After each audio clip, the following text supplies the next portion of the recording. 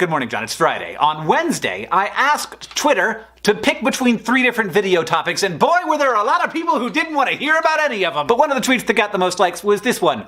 How about D? Puppies. So this video is entitled Top 10 Best Dogs Ever. And if you are unsatisfied with this content, then blame the Steffi. Or any of the 31 people who liked her tweet, including me. Let's begin. Number 1, Stubby, a dog who served the Allies in World War I. After being exposed to chemical weapons and then recovering in a hospital, Stubby became attuned to the scent of these chemical weapons and could alert soldiers before they could smell the gas coming. He was wounded twice, he served in 17 different battles, and he captured a German spy, recognizing him by his language. An act for which Stubby was promoted to sergeant, outranking his owner. Number 2, Lily, a pit bull who pulled her unconscious owner off of the railroad tracks because there was a freight train coming. The owner did not get hit by the train. Lily did. The poor puppy lost one of her legs but survived, and if you think that story is remarkable, check out number 3. First dog trying to cross a highway gets hit by a car. Second,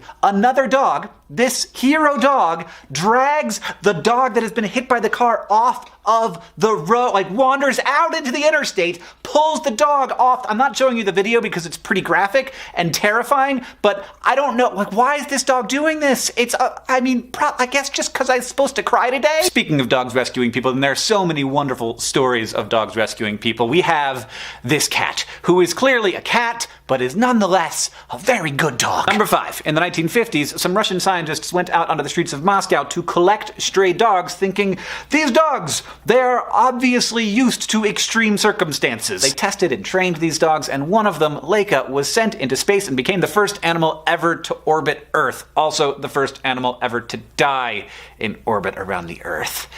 Not how we wanted that one to end. You know the first animal that went to space? It's a fruit fly. Number 6, Alvin and the Chipmunks. I know you think I'm crazy, but it's a little known fact that the actors who played Alvin and the Chipmunks in Alvin and the Chipmunks The Squeakquel, actually very small dogs. Nope. Number 7, Bummer and Lazarus, who are 2 dogs, but we're just calling them 1, sorry. These dogs didn't just survive mid-1800s San Francisco, where stray dogs outnumbered people and were killed and poisoned regularly. They became nationally famous for their companionship with each other and their ability to kill rats like crazy. Bummer and Lazarus were eventually exempted from local laws, and they showed up all the time in cartoons about San Francisco. They just sort of be there in the background. Number 8, this dog, which somebody sent me on Twitter. I asked people to send me dogs on Twitter, so I picked one. It's real cute. It's a good dog. Number 9, Tweety Bird, who is a canary. And canaries are birds, but they are named after the Canary Islands, and the Canary Islands are named after the Latin word for dog. So, by the transitive property,